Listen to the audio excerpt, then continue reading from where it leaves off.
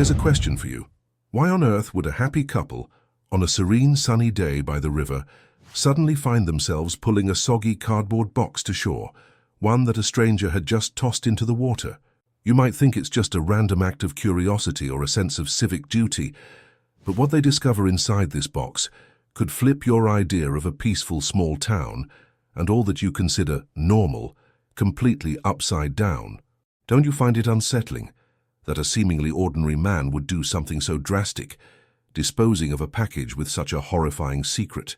Imagine being right there with them. The crystal-clear water flows gently, sunlight dances on the surface, and the smell of damp grass sets a nearly idyllic scene. It would be the perfect backdrop for a romantic stroll, except for one detail that shatters the harmony. A hooded figure, tense and on edge, hurls a box into the river as if he can't get rid of it fast enough. This isn't just a plastic bottle or some ordinary trash. No, it's something heavier that sinks with a dull thud. And as that figure slips away into the bushes, the young couple's hearts pound faster, filled with suspicion. What could possibly be inside that box? Why did the man look so desperate not to be seen?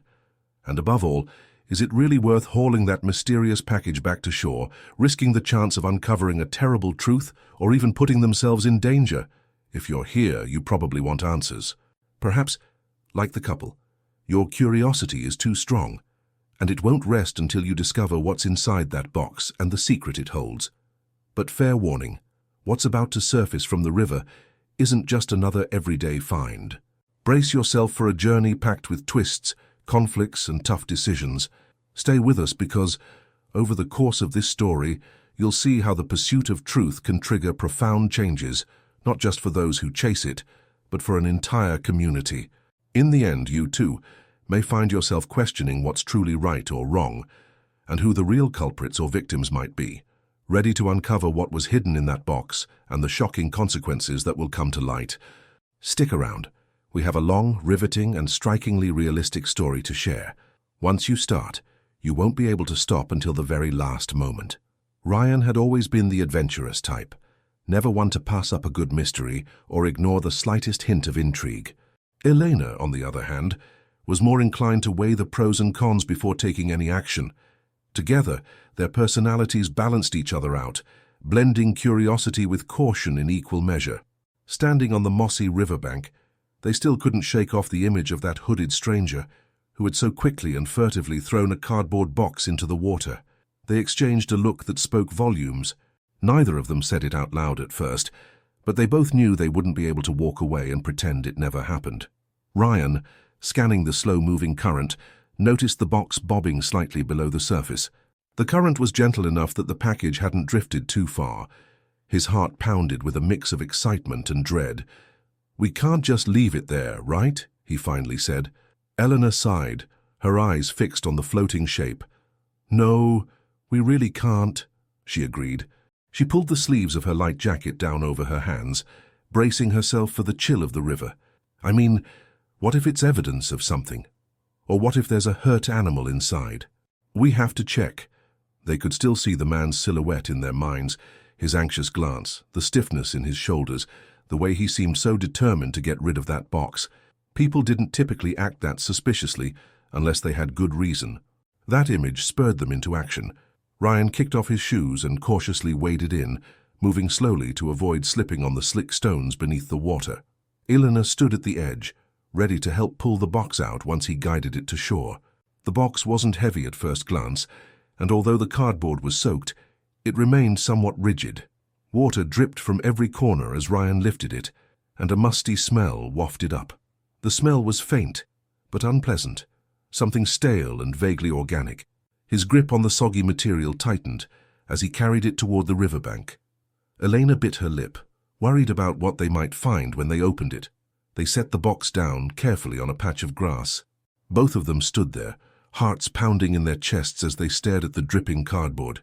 "We should call the police," Elena said, crossing her arms. "I mean, this is suspicious. Maybe we're messing with evidence."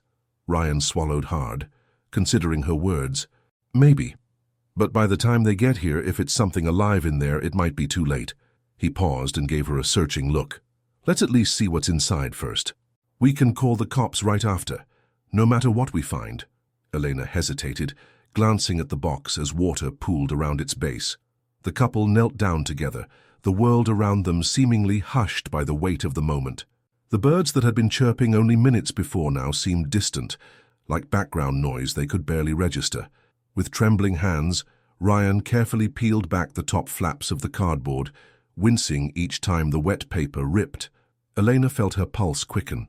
They had no idea what they were about to discover. As the box finally opened, a wave of a foul odor hit them. Eleanor gagged, covering her nose and mouth. Ryan recoiled, trying to keep his composure. They both peered inside, eyes darting from corner to corner. At first, it was just a matted collection of fabric or what looked like cloth.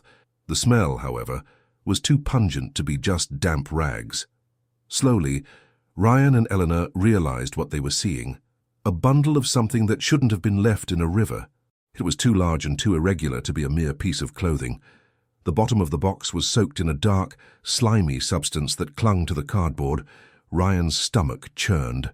"What is that?" he whispered, his voice tinged with revulsion. He reached a hand into the box, hesitated, then pulled back. Adrenaline surged through him. He wasn't sure he wanted to touch whatever was inside. Elena's eyes widened, and she turned away momentarily, fighting a rising panic. Memories of true crime documentaries and horror stories flashed in her mind. She steeled herself, forcing her gaze back to the box. "Ryan, we need to get the police. Right now," she said, her voice trembling. Though they couldn't yet fully identify what they were looking at, the implications were gut-wrenchingly clear. This was no ordinary discarded item. Fear, shock, and horror warred within them. Ryan stood up, wiping his hands on his pants as though he'd touched something rotten. "Let's call them," he agreed, voice barely above a whisper. They both felt a chill that had nothing to do with the cold river water. Before either could reach for their phones, a sudden rustle sounded from the nearby bushes, like a branch snapping underfoot. Elena jumped, her eyes darting toward the sound. Was someone watching them? Her mind raced with the memory of that hooded stranger, and she grabbed Ryan's arm. In that moment, they realized how quickly their peaceful afternoon had turned into a scene straight out of a nightmare. Elena's hand clutched Ryan's arm with such force that he flinched. "Did you hear that?" she whispered, her eyes locked on the darkening silhouette of the bushes. The late afternoon sun was filtering through the leaves, creating long shadows that danced in the breeze. Ryan nodded, his breath catching in his throat. The snap of a twig could be nothing, or it could be everything. For a moment, the two stood frozen, waiting for more movement. A breeze rustled the branches overhead, stirring the pungent smell that lingered around the soggy box. Ryan's pulse pounded in his ears. Let's not panic," he managed to say, though his voice was shaky. "Could just be an animal." Elena shook her head, swallowing hard. "Or it could be that man," she said quietly, her voice laced with tension. "He might have come back, or maybe he never really left." They both turned their heads at the same time, scanning the area. The path they'd been walking on looped away from the riverbank, and up ahead, an old wooden bridge arched over the calm waters. Everything seemed serene, yet suddenly menacing, like they'd stepped onto the set of a thriller. Birds chirped occasionally, but their melodic sounds did little to soothe Eleanor's nerves. At last, Ryan made a decision. "We're not safe here. Let's move up to the path where there are probably more people around," he suggested, trying to keep his voice level. "We'll call the police and tell them everything. But I don't want to stay right next to—" He gestured toward the box and the spot from which they'd heard the noise. "That—" Eleanor nodded in agreement, her arm still latched onto him. The two of them carefully backed away from the box, not wanting to lose sight of it, but also desperate to put some distance between themselves and whatever was lurking in the underbrush. As they moved, Elena pulled her phone from her jacket pocket, hands trembling as she unlocked the screen. Yet, even as she dialed, an unsettling thought dawned on her. How would they explain this to the police? Would they mention the hooded stranger? The horrifying smell? The ominous contents? She forced her mind to focus. None of that mattered right now. They had stumbled upon something undeniably serious, and the authorities needed to know. 911, what's your emergency?" came the operator's calm, measured voice on the other end. Elena exhaled, drawing in a shaky breath to steady herself before she spoke. "My name is Elena Russo," she began, instinctively providing her last name, even though she hadn't been asked for it yet. "My fiancé, Ryan, and I found, well, there's a box in the river, and it has something we can't tell exactly, but it smells really bad. There's blood or something like it." Her voice broke, and she took a second to compose herself. Ryan squeezed her free hand, his eyes scanning the nearby tree line. "Ma'am, are you safe right now?" the operator asked. The question brought a slight sense of relief. Someone was looking out for them, at least from afar. "We think so, but we're not sure," Elena replied. "We heard a noise nearby. Someone might be watching us. We're going to move toward the footbridge." "Can you describe your location?" the operator continued. Helena gave the name of the park, the approximate distance from the parking lot, and the direction they had taken to reach the river. The operator assured them that an officer would be dispatched as quickly as possible and advised them to remain on the line if they felt unsafe. The couple edged along the riverbank until they reached the wooden bridge. They could see a few other people in the distance, a jogger wearing neon shorts, a woman walking her dog, and a father tugging along two small children. The presence of other people felt like a shield against the strange events unfolding behind them. Eleanor ended the call as soon as the operator had all the details and instructed them to stay put.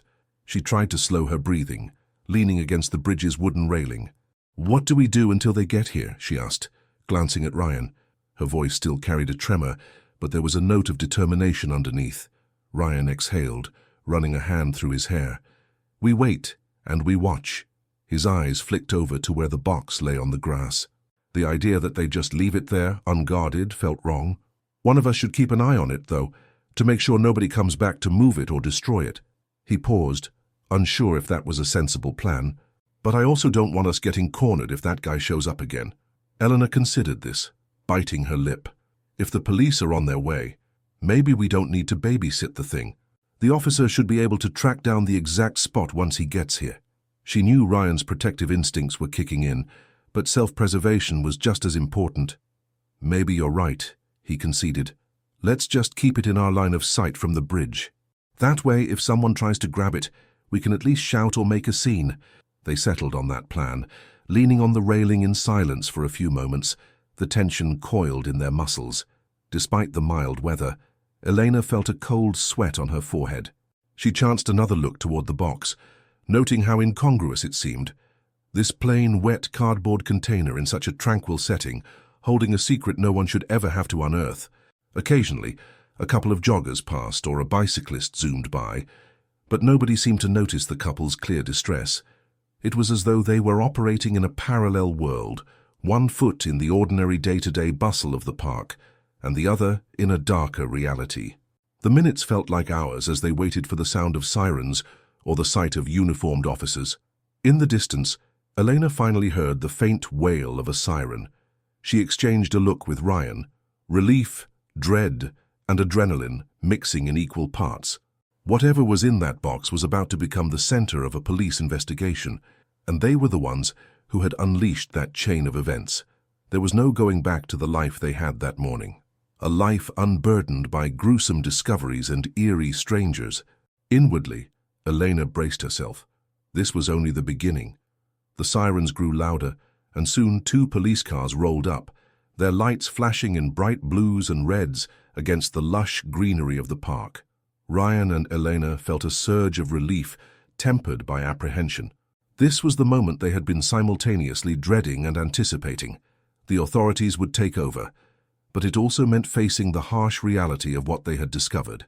An officer in a crisp uniform climbed out of the first car, scanning the area with a sharp gaze. A second officer followed close behind, radio crackling with static. "You the ones who called?" the first officer asked, approaching with a calm but purposeful stride. Ryan nodded, stepping forward, though he couldn't quite keep the nerves from showing on his face. Elena remained close by, her arms crossed protectively over her chest. "I'm Officer Delgado," the man said, introducing himself. "And this is Officer Price. We got word there's a suspicious package by the river." He paused, reading their expressions. "Show us." Ryan led them past the wooden bridge to the grassy patch where the box remained. A sense of dread returned as the 4 approached the drenched, sagging cardboard. The smell hit them first, stale, unpleasant, and now much more potent under the afternoon sun. Officer Delgado pulled on a pair of latex gloves and gestured for everyone to stand back. Elena and Ryan exchanged a worried look. They were almost afraid to see what the officers would uncover. Officer Price crouched beside the box, carefully lifting a soaked flap.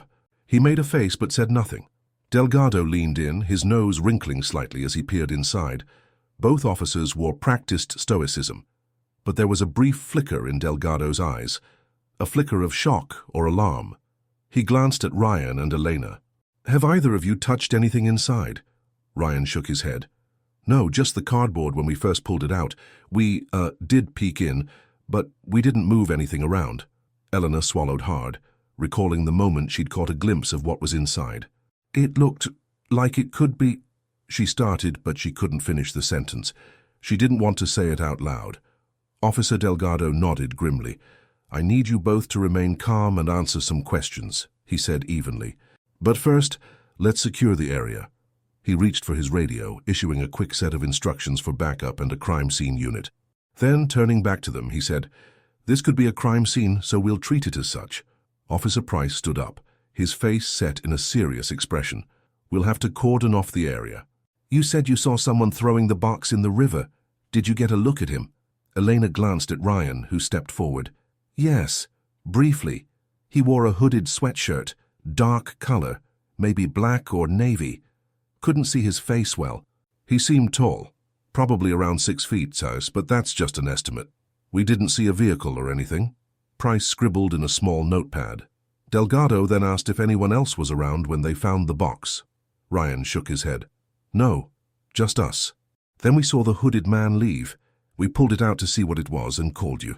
Officer Delgado inhaled slowly, then beckoned the couple a few steps away from the box. "This might be difficult," he warned, "but we need a clearer statement. My partner and I will check the contents thoroughly once forensics arrives. From our quick look, it appears to contain something organic." Elena felt her stomach twist. She dreaded hearing the specifics, but at this point, she couldn't deny the truth. She forced herself to ask, "Is it human?" Delgado hesitated, as though weighing his words carefully. "We're not completely sure yet, but it does appear to be possibly human remains. We won't know more until we have an autopsy done. It could be a part of a body or something else. Let's not jump to conclusions." His words sank in like lead weights. Ryan felt a wave of nausea roll through him, his mind flashing back to the dark, slimy substance he had glimpsed. Elena pressed a trembling hand to her mouth, fighting tears. The surreal nature of the situation pressed in on her. She'd been expecting maybe an abandoned pet or stolen items, something disturbing, but not this. Certainly not a corpse or part of one. Suddenly, more vehicles pulled up, a larger police van and another patrol car. Crime scene tape was stretched around the grassy area, and curious onlookers began gathering at a distance, trying to see what was happening. Officer Price quietly asked Elena and Ryan to wait by a nearby bench so that they could be interviewed properly. "Don't leave," he added. "We'll need you to sign a statement." The gravity of it all deepened with each new arrival. Forensic technicians, wearing gloves and grim expressions, moved in with evidence bags and cameras. Flashes lit up the area as they documented every angle of the box, the water's edge, and the footprints around it. Officer Delgado made sure no one trampled crucial evidence, pointing out where Elena and Ryan had walked and where they had first spotted the box. Watching them work, Elena felt the weight of reality pressing down. If the remains were indeed human, it meant someone had either been murdered or had died under circumstances that demanded concealment. Who would do such a thing? And why choose this quiet park as the dumping ground? In that moment, a chilling possibility crept into her mind. What if the hooded man was still nearby, tracking their movements? Could he even be among the onlookers, blending into the crowd? She studied the faces in the small gathering of curious people. Some older couples, a pair of teenagers on their bikes, a middle-aged man with a baseball cap. None of them stood out as particularly suspicious, yet the sense of foreboding remained. Ryan noticed her unease and squeezed her hand gently. "We're safe now," he said, almost as if he were trying to convince himself. "They're here, police, forensics. No one's going to try anything." But even as he spoke, he couldn't entirely shake the feeling that someone might be watching. Eventually, Officer Price approached them again. He pulled out his notepad. "We're going to need a clear timeline from you both," he said, voice measured. "Walk me through the moment you arrived at the park, how you noticed the individual and what exactly you saw." They went through the details carefully. Elena and Ryan described their stroll by the river, the hooded stranger, the splashing sound as the box was tossed, and their retrieval of it from the water. While they spoke, a wave of unreality washed over Elena. She could hardly believe this was all happening on what started out as a simple and peaceful day. When they finished, Price thanked them and put his notepad away. "We might have more questions later," he said. "For now, we'll have the coroner and forensics handle the scene. You might want to go home soon, but leave your contact information and please don't leave town. Investigators may call on you for further testimony." Ryan nodded. "Absolutely." "We understand," he said. But as the words left his mouth, he realized nothing about this was easy to understand. The two officers walked off, rejoining the others in hushed conversation. Eleanor and Ryan exchanged a glance that spoke of both relief. They were no longer alone. And dread. Their lives had just intertwined with a horrifying discovery that could escalate into something bigger and more dangerous than they ever imagined. Although they were technically free to leave, a dozen questions looped in their minds. Who was in that box? Had they been murdered? And what if the person who did it wasn't finished? In the midst of this uncertainty, they could only do one thing: cooperate fully, hope the police would find some answers, and try to return to a semblance of normalcy. But deep down, both of them sensed there was no going back to the ordinary. The real question was, how far were they willing to go to seek the truth? Eleanor and Ryan spent the rest of the afternoon in a state that oscillated between shock and surreal calm. After giving their statements, they lingered at the park's edge, watching from a distance as the police continued to examine the box and the area around it. A cluster of curious onlookers had formed, and while some passers-by asked questions, most watched in silent fascination or horror. Eventually, Elena felt too overwhelmed by the sight of the crime scene tape and the flashes of the forensic photographers. "Let's go," she whispered, tugging at Ryan's sleeve. She was emotionally and physically drained. The reality of what they had stumbled upon, possibly human remains, left her nauseated. Ryan wrapped a comforting arm around her, and together they returned to their car, driving off with the promise that the police would contact them if anything new came to light. The silence in the car was thick. They headed home, a cozy townhouse in a quiet neighborhood a few miles away. Once they were inside, Elena plopped down on the couch, knees pulled up to her chest. Ryan set the keys on the kitchen counter and paced the living room, hands running through his hair. Both were struggling to find the words to describe what they felt. "I can't believe it," Elena finally said, staring at a spot on the floor. "This morning we were just going for a walk. Everything was normal. Now—" Her voice trailed off as she remembered the foul smell and the dreadful sight inside the box. Ryan nodded gravely. "I know. It doesn't even feel real." He stopped pacing and turned to look at her, eyes filled with concern. "How are you holding up?" She shrugged, a tremble running through her shoulders. "Honestly, I feel sick. I keep replaying what we saw. It's like my brain won't let me think about anything else." Ryan came over and sat beside her, pulling her into a hug. He could sense her anxiety, and it mirrored his own. "We did the right thing," he said quietly, as though trying to convince them both. "If we hadn't pulled the box out, it might have drifted away, and no one would have ever known what happened. Whoever that person was, they deserved justice." Elena nodded against his chest, letting out a shaky sigh. "I just hope the police find out who did this, and that we're not in any danger." She voiced the worry that had been gnawing at her. After all, the hooded figure had clearly wanted to hide something. If he realized they were the ones who exposed it, who knew what he might do? Ryan pressed his lips into a thin line. "We should be careful. Keep an eye out for anything suspicious. You know, lock the doors, maybe get some cameras for outside." He paused, glancing toward the window. The late afternoon light cast long shadows across the living room, and the quiet suburban street suddenly felt less safe. They lapsed into silence for a few minutes, the hum of the refrigerator filling the empty space. Finally, Ryan reached for his phone. "Maybe we should call our parents.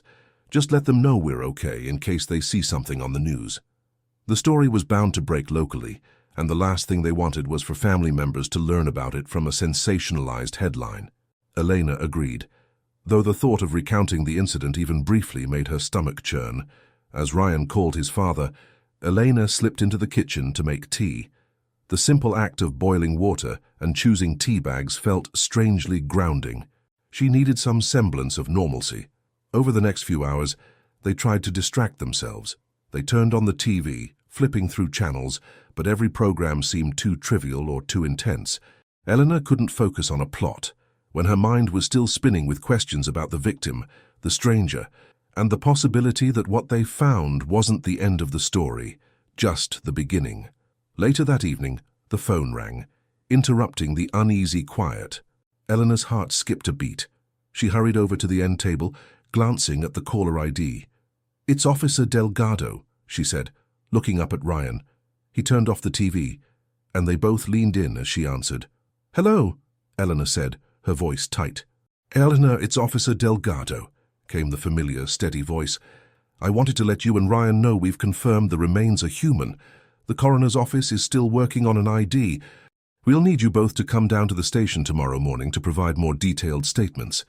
We have a few follow-up questions." A cold shiver ran down Elena's spine. "Yes, of course," she managed. "We'll be there." Her gaze flicked to Ryan, who wore a grim expression. "Do you think we're in any danger?" she asked tentatively. There was a brief pause on the line, and she could almost picture Delgado weighing his words carefully. "We have no reason to believe you're in immediate danger," he said at last, "but please be cautious. If you notice anything strange, or if someone approaches you, call us immediately." Elena thanked him and ended the call. She relayed the information to Ryan, who clenched his jaw. "Human remains," he echoed quietly. Though they had suspected it, hearing it confirmed made everything more real. That meant someone had died, and someone else was responsible for disposing of the body in such a callous way. The rest of the evening passed in fits and starts. They tried to eat dinner but had little appetite. They decided to go to bed early, hoping that rest might dull the edge of anxiety. Lying in the darkness, Elena found her eyes wide open, every creak of the house amplified by her racing thoughts. She found herself imagining footsteps outside the window, a hooded figure lurking beneath the porch light. She kept telling herself it was just her mind playing tricks, but she couldn't shake the feeling of being watched. Ryan, too, was restless. His mind looped over the details of the day. Could he have gotten a better look at the man's face? Was there something in the man's clothing or movements that could help identify him? Each recollection felt maddeningly vague. Eventually, exhaustion won out, and they drifted off into a fitful sleep. Their dreams, however, were anything but peaceful, filled with images of dark water, a sodden cardboard box, and the echo of that snapping twig in the bushes. When morning came, both woke up feeling heavy-eyed and tense. Despite the sunlight streaming through the windows, they couldn't shake the lingering sense of dread. They dressed in muted silence, then headed to the station as instructed. Neither wanted to eat breakfast, so Elena brought 2 cups of coffee in to-go mugs, though she doubted caffeine would do anything but heighten her nerves. On the ride over, they hardly spoke. What was there to say? In less than 24 hours, their lives had been turned upside down, and the path ahead looked more complicated than ever. As the station came into view, they shared a determined glance. They had to face whatever was coming next, together. When Elena and Ryan stepped into the police station the next morning, a wave of sterile coldness and faint antiseptic smell greeted them. It was a far cry from the gentle hum of nature at the park. Here, everything felt meticulously contained, as though no emotion could penetrate the institutional walls. Officers walked briskly from room to room, and phones rang incessantly, creating a backdrop of professional urgency. They followed the directions they'd been given, proceeding down a hallway lined with old posters about neighborhood watch programs and missing person bulletins. Elena's eyes briefly flicked to the faces on those bulletins, wondering if one of them could possibly be connected to the body they had discovered. A chill ran down her spine at the thought. At last, they were shown into a small interview room, furnished with a rectangular metal table and 4 chairs. The overhead fluorescent light gave everything a stark clarity, and Ryan felt as though the entire building was watching them, gauging their every reaction. A minute later, Officer Delgado walked in, holding a thin file.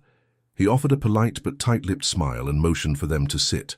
"We appreciate you coming in," Delgado began, placing the folder on the table. "We just have a few more questions to clarify the timeline and your observations. I'll also be recording this interview, per procedure." He clicked on a small recorder. "It shouldn't take too long." Elena and Ryan nodded. They repeated the sequence of events. The walk by the river, seeing the hooded man retrieving the box, calling the police. Delgado asked about any possible threats or suspicious activities leading up to that day, but the couple had nothing to report. No strange phone calls, no odd mail, no personal grudges that might connect them to the case. When the questioning finally tapered off, Delgado leaned back, steepling his fingers. "We've had the coroner's preliminary findings," he said, carefully measuring his words. "The remains are, in fact, human, adult. Gender is still being determined, but we suspect male from the muscle structure. There aren't many obvious identifiers, so we're running tests." Elena felt her stomach clench at the stark mention of muscle structure. "So you still don't know who it is?" she asked softly. "Not yet. We're reviewing missing person reports, checking for any recent cases that match the approximate build." Delgado looked at them both in turn. "There's something else. We found traces of a peculiar chemical on the cardboard and on parts of the remains.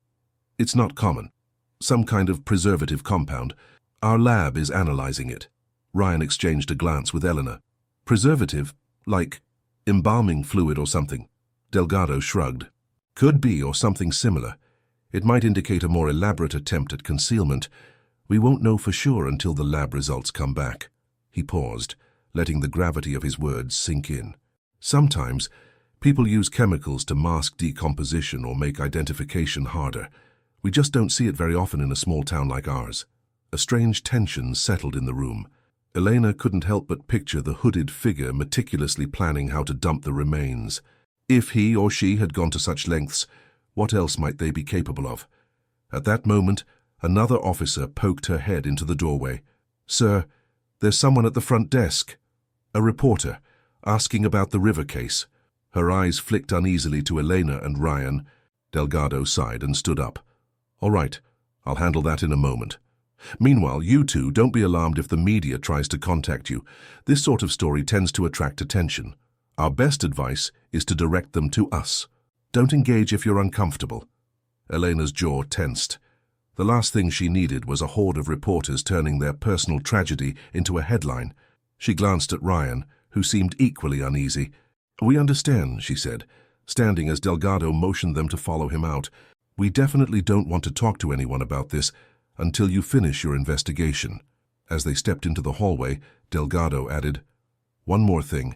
If you remember anything else about the man you saw, or if anyone approaches you claiming to be a witness, call me directly.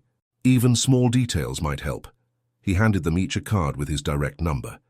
Elena slipped the card into her purse, feeling the weight of responsibility settle on her shoulders.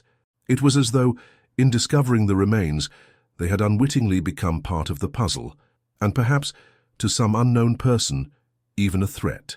Outside the station, they were momentarily blinded by the harsh sunlight. Standing on the sidewalk, Eleanor let out a shaky breath. "I can't believe reporters are already sniffing around. It's been, 24 hours?"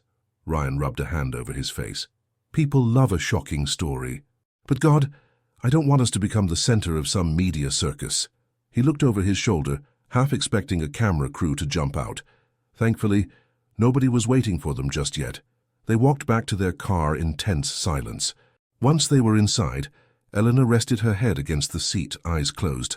"I have a feeling this is just going to get more complicated," she murmured. "We're not just bystanders anymore. We're involved. If that reporter finds out who we are, it's only a matter of time before the entire town knows." Ryan tightened his grip on the steering wheel. "We should be prepared for that," he said. "And what about the chemical the police mentioned? That doesn't sound like some random act of violence. Someone planned this." Elena opened her eyes, forcing herself to sit upright. "I hate that my mind goes there, but what if it's bigger than just one person disposing of a body? Could there be a pattern? A ring? That's probably too far-fetched, right?" She was almost hoping Ryan would say she was being paranoid, but Ryan hesitated. "I don't know," he admitted. "I'm not a detective, but this doesn't feel like a simple panic and dump the body scenario. We have to stay vigilant. As if on cue, Elena's phone buzzed. She glanced down to see a number she didn't recognize. Her stomach sank, suspecting it might be that reporter. Sure enough, a voicemail popped up after she let it ring through. She could feel the anxiety clawing at her, a sense of dread about listening to what was likely a request for an interview or a statement. Without playing the message, she slid the phone back into her purse. She wasn't ready to deal with that yet.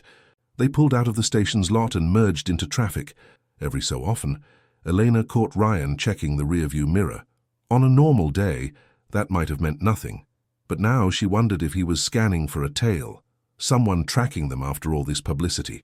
She wished she could tell him not to worry, that everything would be fine, but her own fears mirrored his. Before heading home, they agreed to swing by a local electronics store. Ryan wanted to look at security cameras, though he admitted he felt odd about it.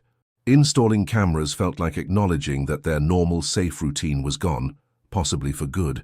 Yet, as he examined the boxes stacked on the shelves, describing features like night vision and motion detection, Elena knew it was the right thing to do. A small measure of control in a situation that felt increasingly out of their hands. Eventually, they left with a simple camera system, something Ryan promised he could install that afternoon. It wasn't much, but it was a start, a tangible step towards safeguarding themselves, because with every new detail, the chemical traces, the lurking reporters, and the hooded figure still at large, they were discovering just how tangled the web of this mystery truly was.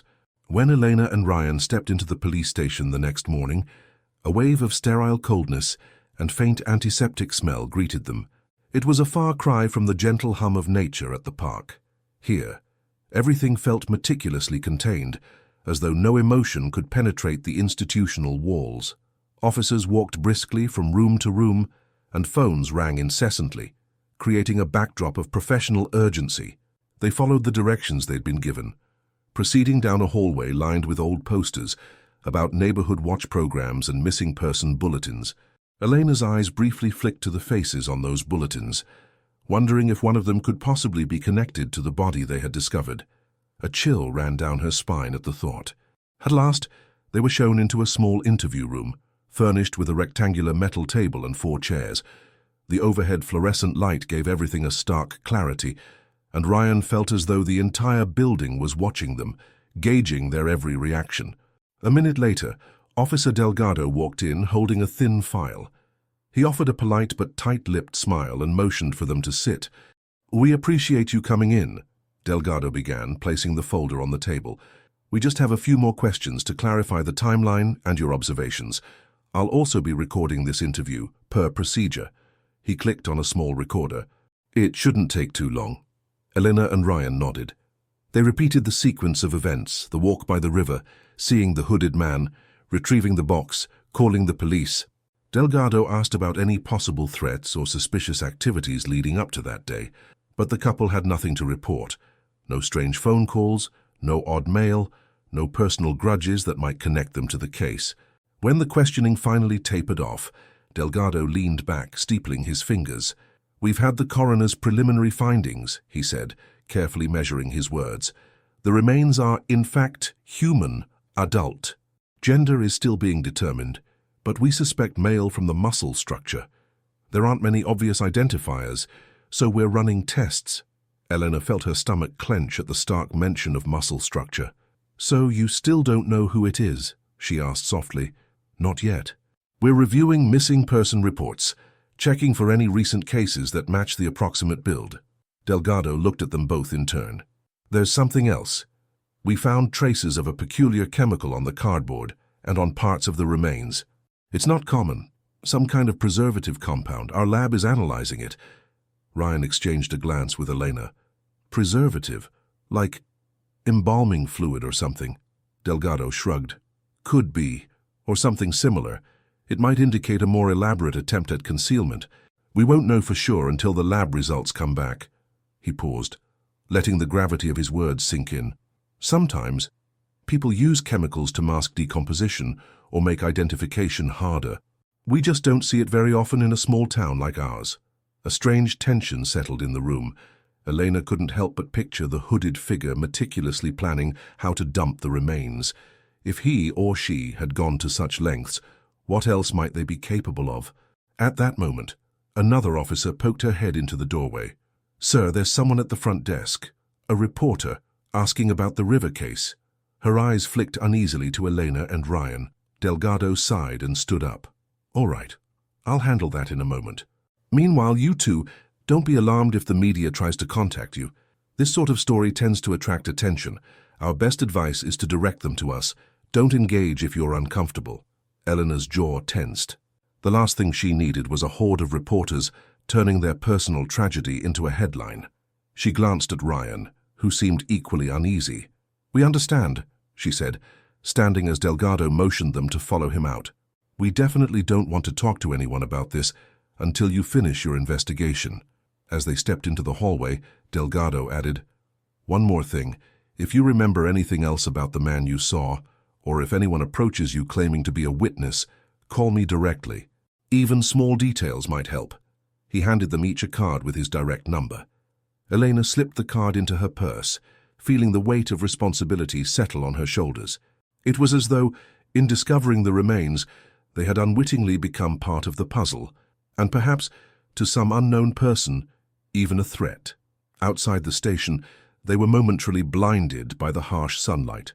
Standing on the sidewalk, Eleanor let out a shaky breath. "I can't believe reporters are already sniffing around. It's been, 24 hours? Ryan rubbed a hand over his face. "People love a shocking story. But God, I don't want us to become the center of some media circus." He looked over his shoulder, half expecting a camera crew to jump out. Thankfully, nobody was waiting for them just yet. They walked back to their car in tense silence. Once they were inside, Eleanor rested her head against the seat, eyes closed.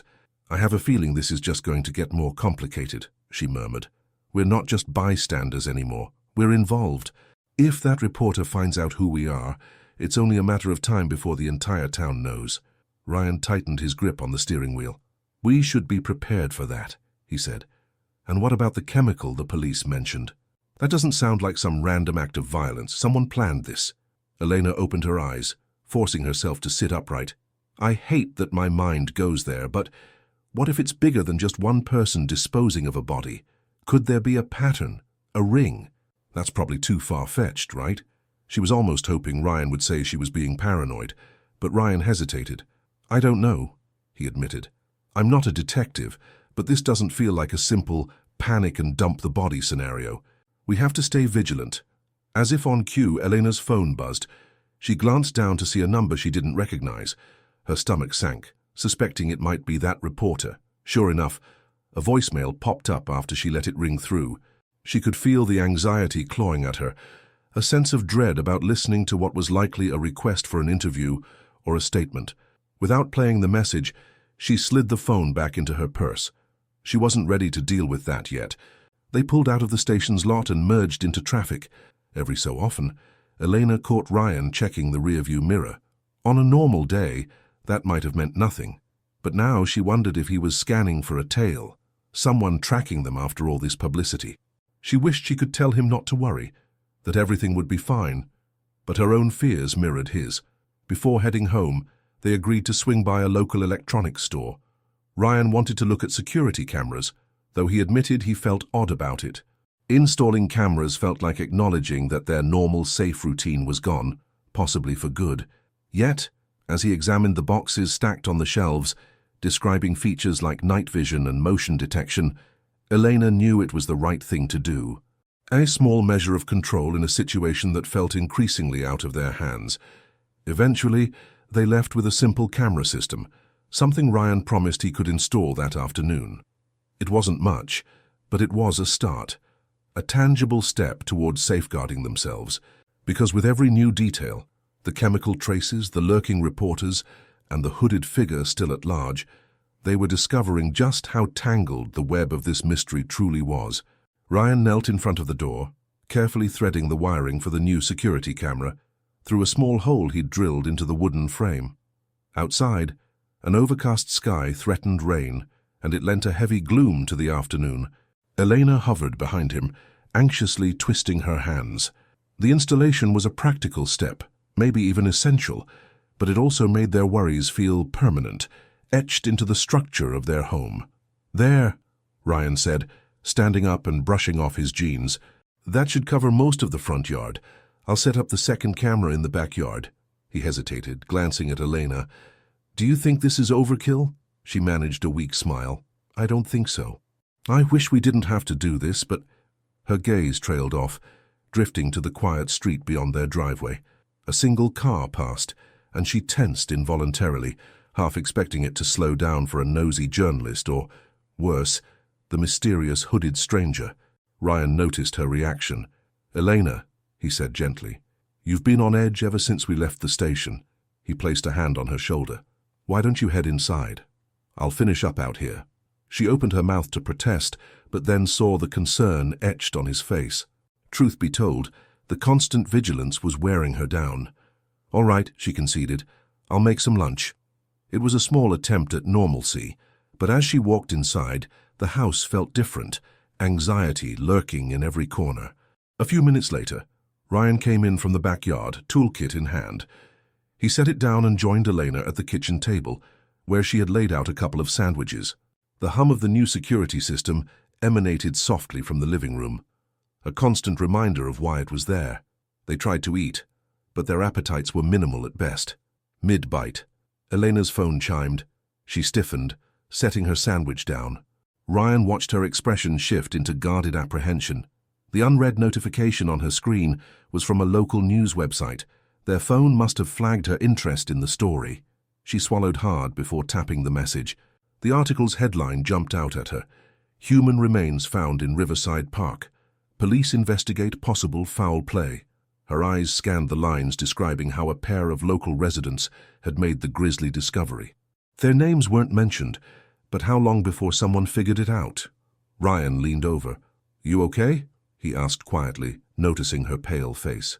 Eleanor forced herself to close the app. "It's just more speculation," she replied, trying to sound unruffled. "No solid details, aside from what we already know." Ryan let out a slow breath, his shoulders tensing. "We should probably prepare for more of this. The media's going to spin every new piece of information they get, and that's not counting social media rumors." He paused. "My sister texted me this morning, asking if we were the couple everyone was talking about. I just denied it, but I'm not sure how long we can keep quiet." Elena reached for his hand. "Maybe it's time to tell some family members the truth, so they're not blindsided." The thought of having to rehash the discovery again, especially to close loved ones, made her chest tighten. But hiding it indefinitely might be even worse. Ryan nodded. "We'll handle it carefully," he agreed. "But let's do it in our own words rather than let them find out through the grapevine." They fell silent for a moment, nibbling at their sandwiches in the tense hush. After lunch, they tried to occupy themselves with mundane chores. Eleanor busied herself folding laundry. Ryan retreated to the garage to look for leftover hardware that might secure the windows better. Still, the undercurrent of dread was impossible to ignore. Sometime later, the doorbell rang, jarring them both. Eleanor hurried to see who it was, peering through the new camera feed on her phone. A small swirl of relief and annoyance rose in her chest. It was a neighbor, Maggie, who lived 2 doors down. Maggie was a friendly retiree, known for her homemade pies and an uncanny knack for collecting neighborhood gossip. Elena opened the door cautiously. "Hey, Maggie." "Hello, dear," Maggie said in her usual breezy tone, though her eyes flicked over Elena's shoulder, as if searching for someone. "I was just dropping by to check on you two. Everything okay around here?" Elena forced a friendly smile. "We're all right, just a bit busy these days."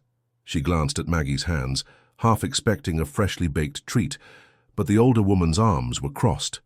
Maggie hesitated, clearly torn between politeness and curiosity. Finally, she ventured, "I heard some talk about the police at the park yesterday, some kind of situation with a box. Crazy world we live in, huh?" Elena's stomach knotted. "Yeah, we were there for a walk," she admitted, trying to keep her tone neutral. "And we saw the patrol cars." Maggie's eyes narrowed slightly.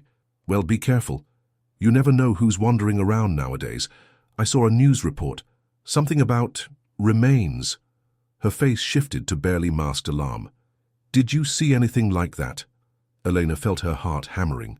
She hated lying, but also wasn't about to feed the rumor mill. "No, Maggie," she said softly, not quite meeting the woman's gaze. "We left as soon as it seemed serious." With a slow nod, Maggie pursed her lips. "All right, dear. Just be sure to lock your doors. If you need anything, you come knock, okay?" She offered a parting wave, her eyes lingering a moment longer before turning to shuffle back to her own house. Elena closed the door, exhaling shakily. Ryan emerged from the hallway, a question in his eyes. She relayed the conversation, and he grimaced.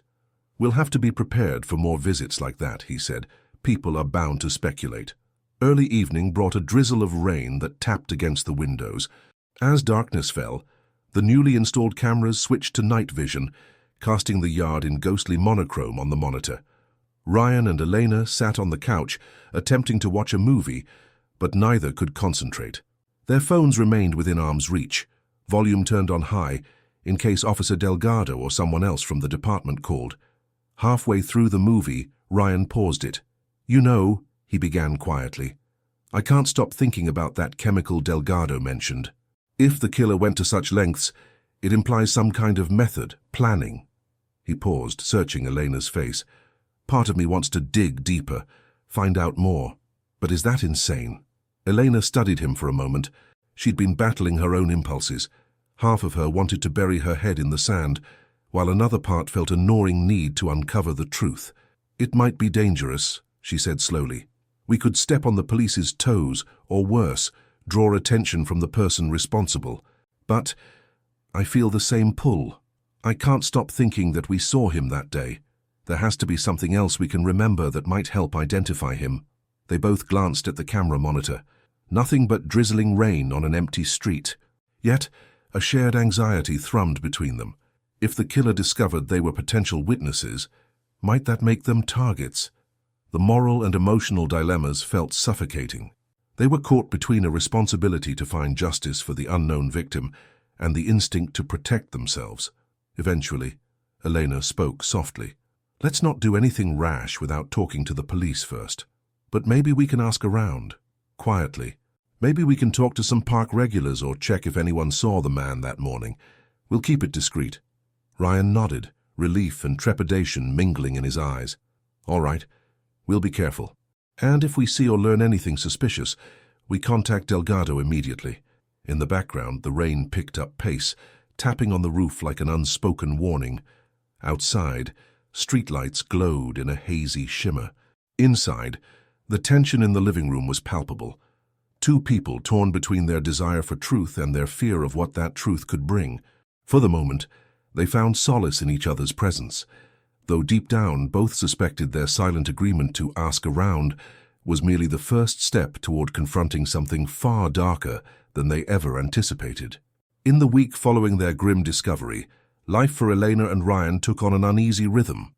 Work, chores, and ordinary errands continued, but a sense of hyper-vigilance hung in the air. Each day, Elena found herself checking the security camera feed more than she cared to admit. Even Ryan, who prided himself on staying calm under pressure, had a new habit of scanning every unfamiliar face on their street. Late one afternoon, as Elena wrapped up her shift at the local design firm, her phone buzzed with an unknown number. She hesitated. Ever since the discovery at the river, she had ignored most unfamiliar calls, but something compelled her to pick up. "Hello?" she answered, her voice cautious. "Elena. Hi, this is Natalie Hawkins from Channel 6 News." A bright, practiced voice chimed. "I've been trying to reach you regarding the story about the remains found in Riverside Park. I believe you and your fiancé were the ones who—" Eleanor's stomach flipped. "I'm sorry, I'm not interested in giving a statement right now," she interrupted, her tone polite but firm. She started to pull the phone away from her ear, but the reporter spoke quickly. "Please, I understand, but I'm not just digging for a sensational headline," Natalie insisted. "I've come across some information that might actually help you or the police. It's about that chemical substance they found. I'd like to talk off the record if you're willing." This piqued Elena's curiosity against her better judgment. She glanced around the nearly empty office, then lowered her voice. "How did you even get my number?" she asked, mind reeling with equal parts suspicion and intrigue. Natalie sighed through the line. "I'm a reporter. I have sources. But I promise I'm not here to cause you trouble. I just want to share what I've found. Look, I've already tried contacting the department, but they've been tight-lipped. If you speak with me, maybe we can pass something valuable along to the detectives." Eleanor's heart pounded. She knew Ryan would be wary of talking to a reporter at all. Still, the mention of new information tugged at her. She couldn't ignore the possibility that Natalie might have stumbled upon a lead the authorities hadn't revealed. "I need to think about it," she said finally. "Could you give me some time?" "Of course," Natalie replied gently. "Here's my cell number." She rattled off the digits. "If you decide you want to talk, just let me know. I won't disclose anything without your permission." Eleanor ended the call, feeling conflicted. By the time she made it home, the dilemma weighed heavily on her. She filled Ryan in, half expecting him to shut down the idea immediately. Instead, he seemed torn. "You really think this reporter found something the police don't already know?" he asked, pacing the living room. "Delgado would be furious if he found out we were feeding info to the media." "I don't want to step on his toes," Elena agreed, "but what if this helps crack the case? Or what if the reporter's onto something that could keep us safe?" They tossed the idea back and forth before deciding to call Officer Delgado directly. Better to be transparent, they reasoned, than risk accidentally hindering the investigation. That evening they got him on the line. "You say a reporter mentioned she found something about the chemical," Delgado repeated, a note of skepticism in his voice. "I strongly advise you not to speak with her, at least not without consulting us first. That said, if she truly has something, you can direct her to contact me or my team. We'll evaluate whether it's credible." Elena nodded, relieved at his calm approach. "All right. Thanks, officer. We just didn't want to hide anything from you." After hanging up, they promised each other they wouldn't meet Natalie in secret. Still, curiosity gnawed at Elena. She wanted to know what the reporter had uncovered. The next day, a new cloud of tension formed. Ryan came home from work looking visibly disturbed. As soon as he shut the front door, Elena saw it on his face. "What happened?" she asked, her chest tightening. He gestured toward the table and sank into a chair. "On my way out from the office, I noticed someone standing by my car. Didn't see his face clearly, but he had a hoodie on. Could be coincidental. But the minute I approached, he took off, walking real fast around the corner." Elena's pulse sped up. "Hoodie? Like the one we saw at the river. Did you get a license plate or—" Ryan shook his head, frustration palpable. "No, I tried to follow, but he vanished between two buildings. Could just be a random guy, but it gave me a bad feeling." They both fell silent. The memory of the hooded stranger at the river was still raw. Elena stood and locked the front door, something they now did as a reflex. After a moment, she looked back at Ryan. "Should we call Delgado again?" He hesitated. "I'm not sure we have enough to warrant a report. Just a vague suspicion. If it happens again or I see the same person, then absolutely." Hours later, the evening brought more unease. As they watched TV, Elena's phone buzzed. This time, it was a text from an unknown number. "Elena, it's Natalie. The police won't listen to me. I have a source who works at a lab that tested a sample of that chemical. Please, meet me for 10 minutes. "I can't explain over the phone." Eleanor chewed on her lip, reading the words aloud to Ryan. The reporter's persistence was startling, and the mention of a source raised questions. "Should I just ignore it?" she asked, though she doubted it would be that simple. Ryan exhaled slowly, rubbing his temples. "I think we need to handle this carefully. Delgado said to direct her to them, but she claims they won't listen. Or maybe Delgado's just not telling us everything. What if she's got real info that could lead to an ID on the victim, or the killer?" They debated late into the night. Fear clashed with curiosity, each of them haunted by the possibility that ignoring Natalie might leave vital clues undiscovered. They also had to consider the strange hoodie encounter by Ryan's car. The idea that the killer might be lurking around, watching them, made them want answers even more desperately. After a sleepless few hours, Elena rose at dawn, her decision made. "Let's set up a meeting in a public place," she told Ryan, voice resolute. "We'll let Delgado know. We just talk to her quickly, see what she has. If it's a dead end, we walk away." Ryan studied her, weighing the risks. "Okay," he finally agreed. Tension etched on his brow. "But we make sure Delgado knows, and we do it somewhere crowded, like the coffee shop near the police station." Elena sent a cautious reply to Natalie, proposing a short meeting. She almost expected the reporter to insist on secrecy, but to her surprise, Natalie agreed without fuss. They arranged to meet the following afternoon. As Elena put her phone down, a mixture of dread and anticipation rolled through her. She glanced at the security monitor, which showed their yard bathed in the early morning light. Everything was calm, on the surface. Yet deep down, they both sensed they were stepping into a new level of involvement. This wasn't just about stumbling upon a crime scene anymore. They were positioning themselves in the crosshairs of a mystery that showed no signs of fading. And if the hooded figure was still lurking, they might be drawing his attention more than ever before. The following afternoon arrived with a swirl of nerves and low-key dread. Eleanor and Ryan had agreed to meet Natalie at a bustling coffee shop, just a few blocks from the police station, ensuring they'd be in a public place. True to their word, they informed Officer Delgado of the meeting, though, to their frustration, Delgado remained non-committal. "I can't stop you," he said over the phone, "but be careful. We're still the official investigators here. If you learn anything, call me immediately." Eleanor and Ryan arrived early, settling into a booth by a large window overlooking the busy street. The traffic and chatter offered them a strange sense of security. If someone were watching, at least there'd be witnesses. Ryan ordered 2 coffees, while Elena kept glancing at the door. Her stomach felt as though it was tied in knots. At last, Natalie Hawkins swept in. She was younger than Elena had pictured, mid-30s maybe, with a sleek ponytail and an air of confident determination about her. Dressed casually in jeans and a tailored blazer, she smiled politely as she spotted them, then made her way through the crowded tables. "Thanks for agreeing to meet me," Natalie said, sliding into the booth. She scanned the surroundings, clearly ensuring they had a measure of privacy in the midst of the cafe's background buzz.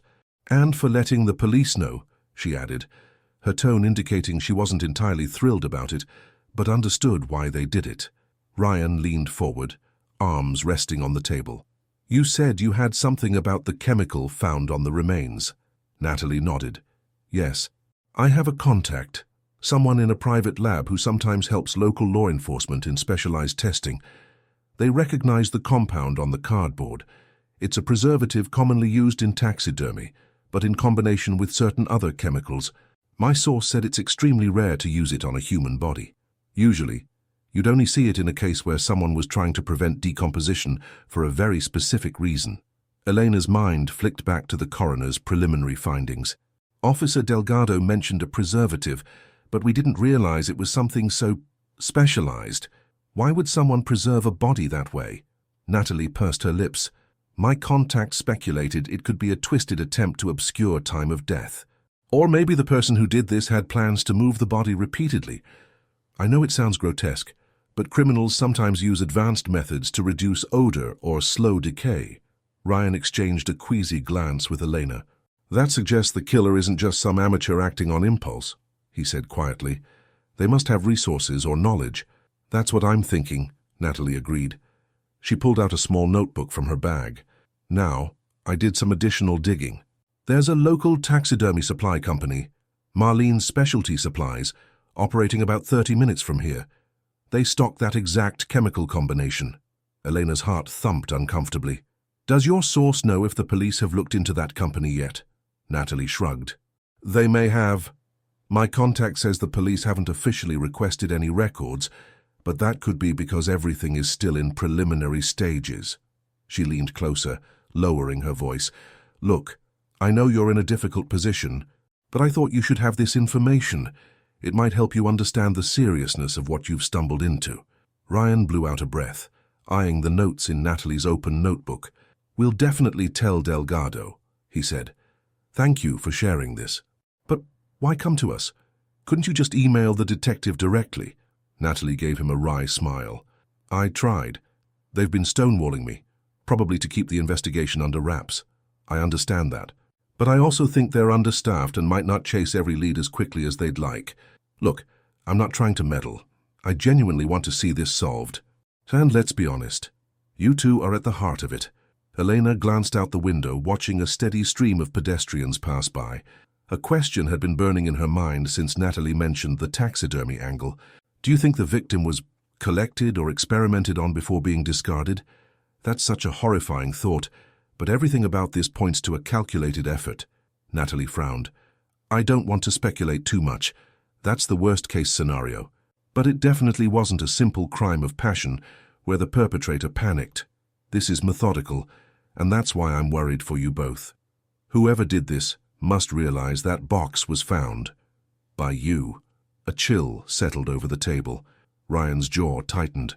We've seen a hooded figure lurking around twice, once at the river, once near my car. We can't be sure it's the same person, but... Natalie's eyes widened. That's alarming. Have you told Delgado? He nodded. Yes, but without concrete evidence, they can't do much. Silence enveloped them for a moment, the background chatter of the cafe seeming distant. Natalie then cleared her throat. Look, I have to ask, are you comfortable with me pursuing this lead about the taxidermy supply company on my own? I could try to see who's been buying that particular chemical combination. If I find something, I'll bring it straight to the police and to you. Eleanor and Ryan exchanged a look. There was undeniable risk in having a reporter dig around a potentially dangerous suspect. Yet, the sense that the investigation was moving slowly fueled their impatience. Finally, Elena nodded. We won't stop you, but please be careful. We don't want anyone else getting hurt. Relief flashed across Natalie's face. Don't worry. I know how to protect a source, and myself. I'll keep you updated. She closed her notebook and slid it back into her bag, her journalistic instincts seemingly at full throttle. Just then, Ryan's phone vibrated on the table. He picked it up, glancing at a text message from Officer Delgado. Be advised, we may have a lead. We'll call soon. Ryan showed it to Elena, who raised an eyebrow. Could Delgado be referencing the same angle Natalie had just revealed? Or was there an entirely different lead? They agreed to wrap up the meeting. Outside, a brisk wind swept the sidewalks, sending leaves skittering in swirling patterns around their feet. Natalie shook their hands, promising to stay in touch. As Elena and Ryan watched her get into her car, a sense of disquiet settled in. They'd just effectively allied themselves, however informally, with a reporter who had sniffed out a deeply disturbing angle. It felt like stepping onto a precarious bridge, one that could either lead them to the truth or drop them into unforeseen danger. Walking to their own vehicle, Elena couldn't help glancing over her shoulder, a habit she'd adopted since the day by the river. She searched the faces of strangers for that elusive hooded figure. Nothing seemed amiss, yet, but both she and Ryan knew appearances could be deceiving. It was time to talk to Delgado again, to share what Natalie had revealed about the taxidermy supply company. Whether the police saw it as a valuable lead or not, they couldn't afford to keep secrets. The deeper they got into this, the more every choice seemed fraught with risks. And as the fragments of the puzzle began to piece together, Elena could only wonder, were they dangerously close to understanding a killer's twisted methods, or just scratching the surface of something far more sinister? Eleanor's hands tightened around the steering wheel as she navigated the streets leading to the police station. After the meeting with Natalie, she and Ryan had decided to share the taxidermy lead with Officer Delgado immediately. No more delays. The wind had picked up, whistling through the cracks in the car's windows, as though mirroring the tension building inside them. Ryan kept glancing at his phone. Delgado texted, saying he had new information, he muttered, anxious for a follow-up call that hadn't yet come. I wonder if it's the same lead or something different altogether. Pulling into the station's parking lot, Elena cut the engine. For a moment, neither of them moved. The grey sky loomed overhead, threatening rain. Let's do this, she said, trying to channel a steadiness she didn't quite feel. Inside, the fluorescent lights and brisk hallway chatter felt eerily familiar.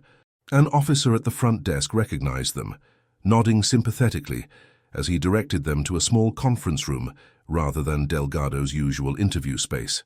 They stepped in to find Delgado already waiting, arms crossed and brow furrowed. Beside him stood another officer Elena hadn't met before, tall, sharp-eyed, and evidently just as concerned. Mr. Harvey, Mr. Russo, thanks for coming, Delgado greeted. This is Detective Palmer. He's joined the investigation. Palmer offered a curt nod. I've been brought in because we may have connected the remains to a missing person case. Nothing is confirmed yet, but the timeline and physical attributes line up with a man named Anthony Vargas. Went missing about a month ago. His family reported unusual circumstances, and the lab is doing a DNA match now. Eleanor and Ryan exchanged a look. The name didn't ring a bell, but it felt unnervingly real to finally have a potential identity. Ryan spoke first. We actually have information too about that chemical. A reporter told us it's typically used in advanced taxidermy. There's a local supply company that sells it. Delgado nodded, as though not surprised. We've been examining that angle. Our team is going to pull the purchase records from Marlin's specialty supplies, but it might take time to obtain warrants. His tone darkened. I just wish reporters would trust us enough to funnel tips directly, instead of going to you. Ryan spread his hands. Natalie said she tried. She claims the department stonewalled her. Palmer interjected. We have to prioritize leads that come through official channels. Journalists can muddy the waters, whether they mean to or not. That said, we're not ignoring the taxidermy angle. In fact, it's our prime lead. He glanced at Delgado, then returned his focus to the couple. But there's more. We've been looking into Anthony Vargas's background. He frequented certain online communities, some for exotic animal collectors, others for paramilitary survivalists. Not illegal in itself, but it suggests a niche circle. A flicker of something like alarm passed across Elena's face. So, are you saying he might have known someone who had access to these chemicals? Delgado exchanged a look with Palmer, then sighed.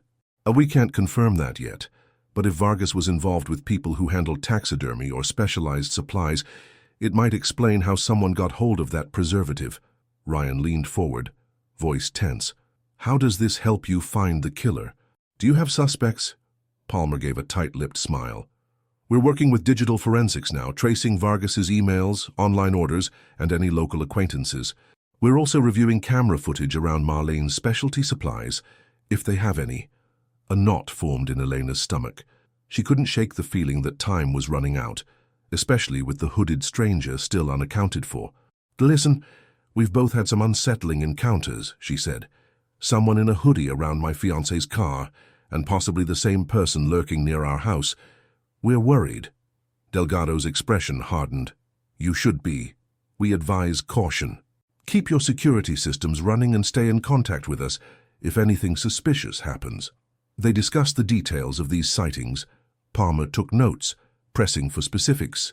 Time of day, clothing colors, approximate height. None of it felt like enough for a positive ID. Still, Elena sensed the detectives were taking their concerns more seriously than before. Finally, Delgado closed his notebook. Thank you for coming in. We'll keep you in the loop, within reason. But if you learn anything else from your source, he gave Ryan and Elena a pointed look, tell us immediately, so we can verify it. We don't want vigilante investigations. Understood? Elena and Ryan exchanged a nod, relief tempered by the weight of responsibility. As they left, Palmer walked them to the entrance. His parting words echoed in Elena's mind. Be careful out there. Sometimes, the closer you get to the truth, the more dangerous it becomes.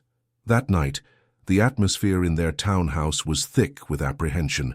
Ryan sat at the computer, scrolling through local forums and news articles about Anthony Vargas's disappearance. He didn't recognize the man's photo, but something about the stern set of Vargas's features and the odd mention of collecting exotic specimens in an old forum post made him feel uneasy. Could Vargas have been embroiled in something that led to his demise? Elena hovered behind him, arms wrapped around herself. It's like we're being pulled deeper into his life, she murmured, scanning the text on the screen. Do you think he was involved in something illegal? Ryan shrugged. Maybe. Or maybe he just kept strange company. We can't know for sure. But if this is the guy in the box... He trailed off, shaking his head at the grim thought. She rested a hand on his shoulder. We should probably let the police handle this. The more we dig, the more we risk crossing paths with whoever did this. Despite her own words, she felt a pang of guilt. She'd been the one pushing Ryan to find answers. Now it felt as though they were skirting the edge of danger. Shortly after midnight, Eleanor awoke to a subtle buzz on her phone. A text from Natalie. I spoke to someone at Marlin's off record. They mentioned a suspicious buyer months ago, trying to confirm name. We'll keep you posted. Eleanor stared at the screen in the dark, her heart pounding. Suspicious buyer. Could that be their killer? She carefully slid out of bed to avoid waking Ryan, tiptoeing to the living room. Outside, the streetlight cast long, wavering shadows on the wall. Every small noise seemed amplified. A branch scraping the window, the wind rattling the shutters. She typed a quick reply, "Please be cautious, and let Delgado know if you have a name." Even as she sent the message, she wondered if she was courting disaster. Natalie was operating in a grey area, and Elena felt tangled in the middle. A sudden flash on the security monitor caught her eye, an alert triggered by motion. She hurried over, dread prickling her skin. The screen showed the front porch light flickering. Was it just the wind? She scanned the yard. Nothing. No figure in a hoodie, no prowler lurking by the mailbox. Still, her pulse refused to settle. The next few days brought a mounting sense of foreboding. Ryan's workplace was abuzz with rumors. Apparently, a local radio station had named them Good Samaritans who discovered the body, though thankfully without mentioning their address. Meanwhile, Elena felt an uneasy presence even in everyday errands, like grocery shopping or picking up dry cleaning. She'd catch people giving her sideways glances, as if they recognized her from somewhere.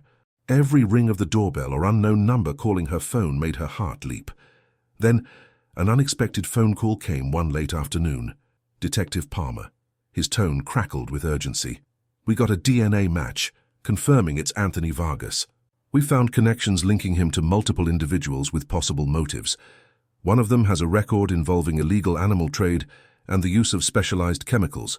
We'll need you and Ryan to come in tomorrow and look at some photos." Eleanor's mouth went dry.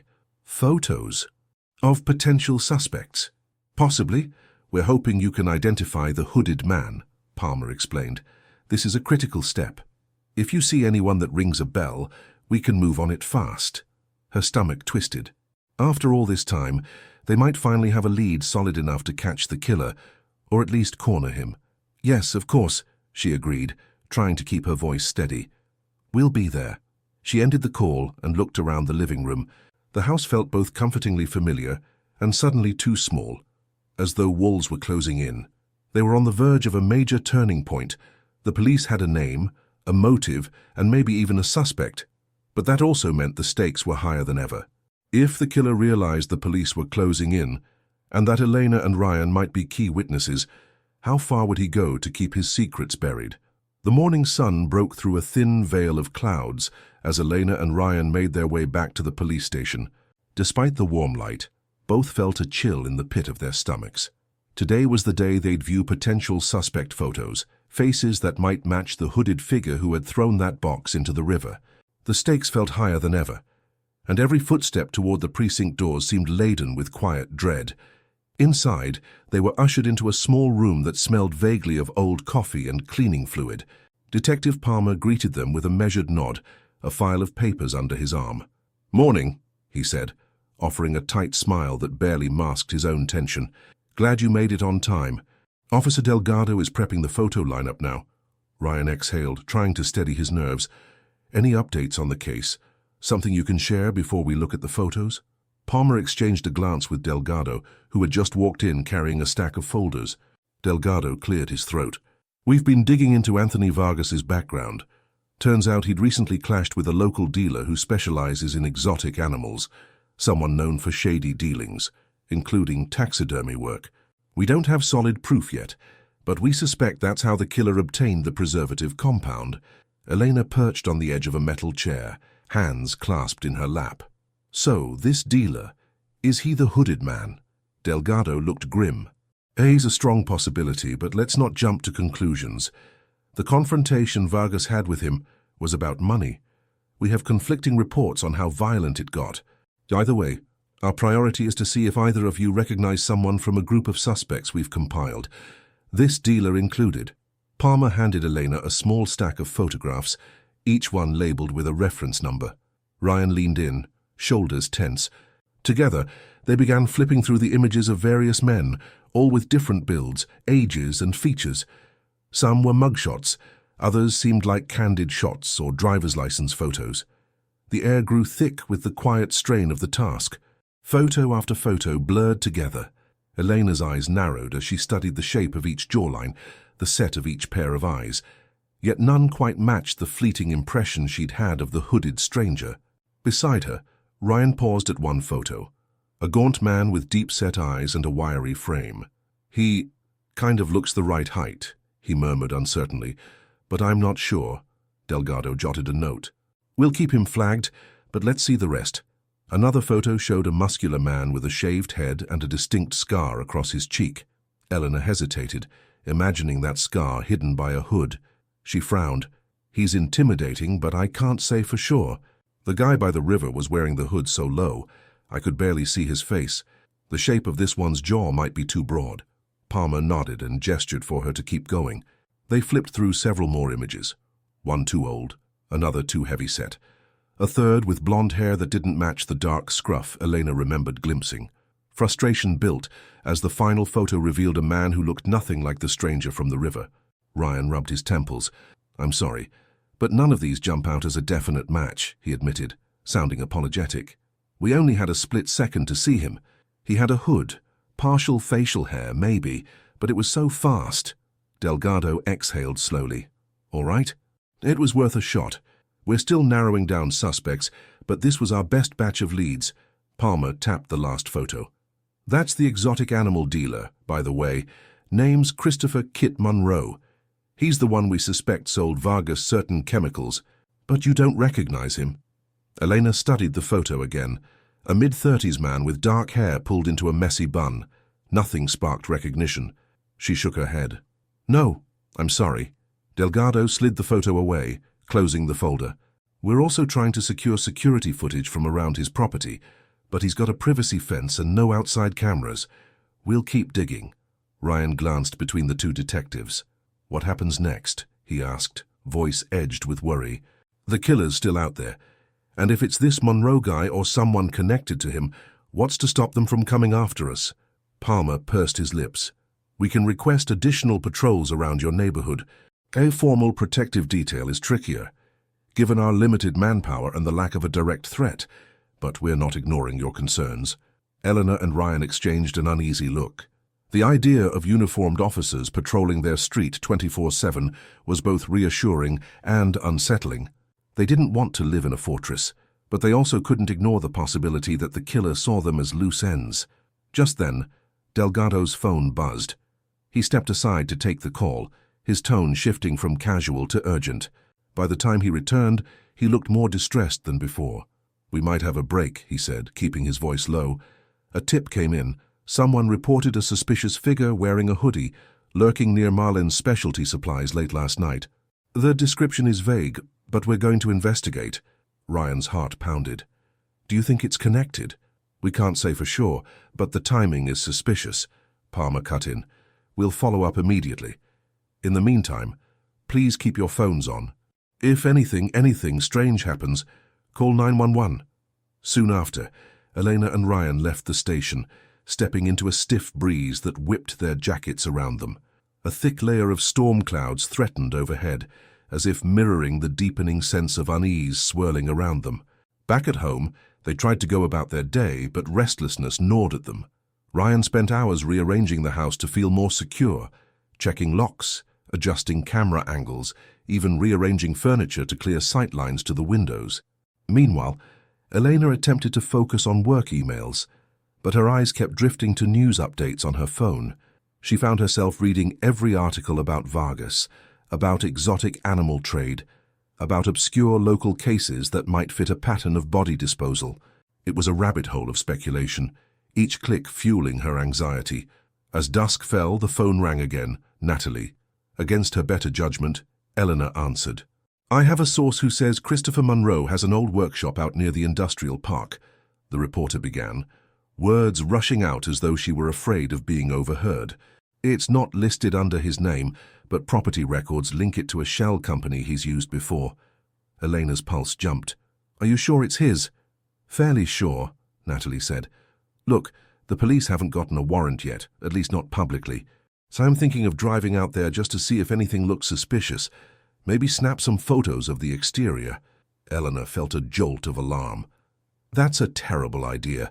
You could run into him, or whoever's behind this." Don't worry, I can handle myself, Natalie insisted. I just thought you'd want to know. If I find something concrete, I'll pass it to Delgado or Palmer. But I have to move fast. These leads disappear quickly. After the call, Elena relayed the conversation to Ryan, who stared at her in alarm. This is escalating too fast, he muttered, tension flaring in his voice. Natalie might get hurt, and if Monroe or this mystery man is out there, we're the only ones who know she's gone poking around. Elena bit her lip, weighed down by a moral tug-of-war. Part of her wanted to notify Delgado immediately, but then again, it wasn't exactly illegal for Natalie to drive by a public road near the industrial park. Still, if something happened, as the evening deepened, they found themselves perched in the living room, waiting for any word, either from Natalie, Delgado, or some other sign that a break was coming in the case. A sense of foreboding hovered in the air, as though each passing minute brought them closer to a pivotal moment. They were no longer just accidental witnesses who had stumbled upon a gruesome discovery. Now they were wedged into a high-stakes confrontation, one that involved a missing person turned homicide, a potentially dangerous suspect, and a relentless reporter who refused to stand down. And as the wind rattled the windows, both Elena and Ryan braced themselves for the inevitable storm, a collision course with the truth that could either expose the killer or put them all in unimaginable danger. The hours ticked by in a tense hush, broken only by the soft hum of the refrigerator and the occasional ping from Elena's phone. Rain drummed against the windows, and the sky outside was inky black. Ryan flipped through various local news stations, searching for any development, a report of suspicious activity at the industrial park, police movement, anything. But all remained unsettlingly quiet. Elena paced the living room. She should have texted by now, she murmured, a hint of panic coloring her voice. Natalie said she was going to check out Monroe's workshop and then let us know if she found anything. That was hours ago. Ryan set the remote down. We can't keep waiting. If something happened to her, he hesitated, not wanting to say it aloud. We have to call Delgado. Before Elena could respond, her phone buzzed. She practically lunged at it. The number on the screen was Natalie's, and relief flooded through her veins. She answered on speaker. "Natalie, are you okay?" A burst of static crackled. Then Natalie's voice emerged, low and agitated. "I'm fine, but I've definitely found something. I'm parked a block away from the warehouse. It's all dark except for this weird glow coming from one of the back windows. And there's a van here. No license plate on the front. I'm trying to see if it's Monroe's." Elena exchanged a worried glance with Ryan. "Natalie, listen to me. You need to get out of there and let the police handle it." A rush of wind and muffled footsteps sounded through the phone. "I'm not going inside," Natalie whispered, "but I caught a glimpse of someone moving around. He's wearing dark clothes, maybe a hoodie. I'm going to take a few photos, then I'll drive to the station. I promise." Elena's heart hammered. "Please be careful," she urged. The line went dead. No goodbye. Elena's gaze snapped to Ryan, who looked equally unsettled. "We have to call Delgado," he said firmly. "Right now." They dialed Delgado's number, explaining the situation in hurried tones. Though it was late, Delgado answered on the second ring. He listened intently, questions firing from him in clipped phrases. "Which industrial park? Cross streets?" "She's alone." Elena rattled off the information. She said there was a van, no front plate, and a strange glow from inside. Could be a light source from an underground operation, or who knows what. She might be in danger. "Stay by your phones," Delgado instructed. "I'll dispatch units immediately. Do not try to go there yourselves." When the call ended, Elena felt a wave of helplessness. She sank onto the couch, wrapping her arms around herself. "I hate waiting," she murmured, her foot tapping anxiously on the floor. Ryan sat beside her, putting an arm around her shoulders, though he too radiated tension. Minutes crawled like hours. Rain pelted the windows harder, thunder rumbling in the distance. Every flash of lightning illuminated the living room in stark white. Eventually, Ryan couldn't bear it anymore. He rose to check the security camera feeds, mostly for a distraction. The yard was empty and drenched, water pooling at the corners of the driveway. Suddenly, Elena's phone buzzed with an incoming call. She scrambled to answer, relief surging, only to see it wasn't Natalie. "Detective Palmer," she announced to Ryan, putting it on speaker. "We found Natalie's car," Palmer said, his tone brisk. "It's parked just off a side street, near the workshop. But she's not inside, and there's no sign of her." Elena's blood ran cold. "What do you mean? Did she go inside the building?" "We can't confirm that yet," Palmer replied. "Delgado and a small team have gone in to look, but the place is locked down tight. It's a large structure, multi-room facility. We're trying to secure a search warrant to do a full sweep. Without probable cause, we can't just break in unless we have reason to believe she's in immediate danger." Ryan clenched his fists. "She's definitely in danger. She texted us about seeing someone inside." Palmer lowered his voice. "I'm on your side, trust me. But we have to follow procedure unless we see evidence of a crime in progress. If you know anything else, any detail, please tell us." Exasperated, Eleanor almost raised her voice, but Ryan gently squeezed her shoulder, gesturing for calm. "We don't know anything else," she said, trying to keep steady. "All we know is she was taking photos, saw a strange glow and a hooded figure. That has to be enough for probable cause, right?" Palmer sighed. "We're doing everything we can. Stay by your phones." When the call disconnected, Elena and Ryan stared at each other, hearts pounding. The tension had reached a near unbearable peak. Their worst fears were playing out. The killer might still be inside that warehouse, and Natalie could be his next target if she hadn't already fallen victim. A flash of lightning lit the room, followed almost immediately by a crack of thunder. Rain hammered down, as though nature itself were echoing their sense of impending doom. Elena's phone trilled again, an unknown number. She braced herself, thumb hovering over the screen before answering. "Hello?" she asked, voice trembling. Static crackled, then a ragged breath on the other end. "Eleanor!" The voice was faint but unmistakable. "Natalie. Oh my God. Natalie. Are you okay?" A shaky exhale came through. "I'm inside," she confessed, coughing slightly. "Maybe I could just peek in." The door was unlocked. "Then I heard someone. I hid. But my battery's dying." Elena's heart pounded so loudly she could barely hear Natalie. "We've contacted the police. Where are you exactly?" "I'm some sort of back room," Natalie whispered, her voice quivering. "There are these tables, cages, jars of chemicals. It's horrible. I heard someone dragging something heavy. I swear I saw blood on the floor." Elena covered her mouth, a wave of nausea rolling through her. Ryan's eyes widened. He mouthed to Elena, "Put it on speaker." She tapped the button so he could hear more clearly. "Elena," Natalie continued, I think the killer's here. If I can just find a way out." "Oh God, footsteps. I have to go." The call ended abruptly, leaving nothing but dead air. A numbing terror gripped Eleanor. She quickly relayed every word to Palmer in a desperate call. This time, the detective's voice took on a new edge. "That's enough for us to assume an immediate threat. We're mobilizing a full team now. Stay put, and do not come here." Elena agreed, but the moment she hung up, both she and Ryan felt the same horrifying tension. Natalie could be seconds from discovery, and no matter how fast the police moved, they might be too late. She sank against the wall, hands pressed to her temples. "This is all spiraling," she whispered. "We were just trying to help. Now someone could die because of it." Ryan steadied her, though his own heart was in his throat. "The police are on their way," he said, as much to reassure himself as her. "We have to trust them." But trust came hard in that moment. Their eyes drifted to the security camera monitor, as if some shadow of the killer might appear in their own yard. The storm raged on, rattling the house. Time itself seemed to stretch into a cruel limbo. Every second amplified the sickening suspense of wondering if the next call they received would confirm the unthinkable. Finally, Eleanor's phone lit up once more. Palmer again. She fumbled to answer. "Detective?" His voice was charged with adrenaline. "We're breaching the warehouse now. Don't panic if I go off the line. We'll call you when we know something." The line clicked. They were left in stunned silence, images of a police raid playing through their minds. Would they arrive in time to save Natalie? Would they apprehend the man who had so meticulously disposed of Anthony Vargas, and possibly others before him?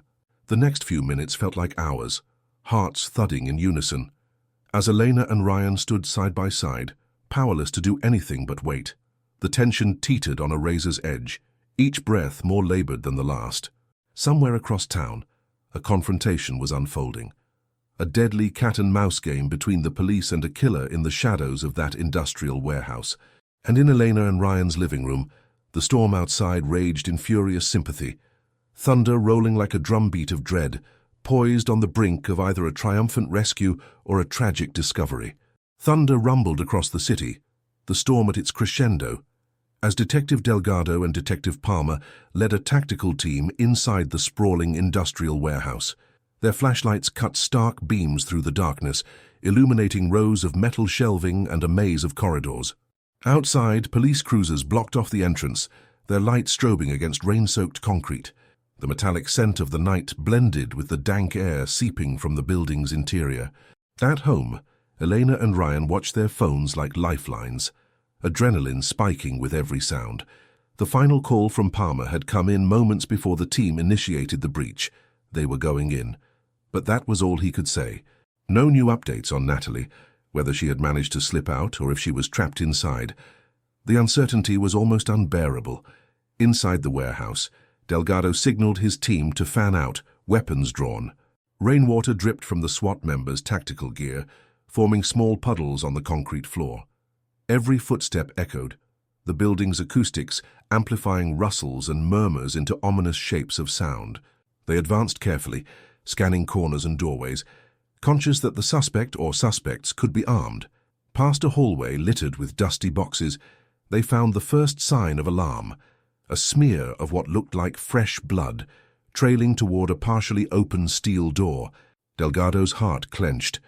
He motioned for 2 officers to cover him, stepping forward with caution.